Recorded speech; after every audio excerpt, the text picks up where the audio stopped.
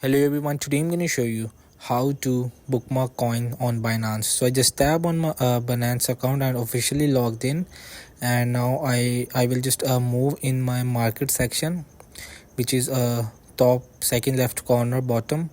So just tap on it, and after inside the number one you will see the Bitcoin BTC. So I already saved in the top right corner. This is the star icon that shows you in bookmark when you save it, add to favorites. So when you remove it, it will be in remove from bookmark. So I will just tap on this peanut coin and just tap on the top right corner of this star icon to add favorites. So this is how you can add in your bookmark coin. So hope this video help you. Please don't forget to like and subscribe and get notified for more videos.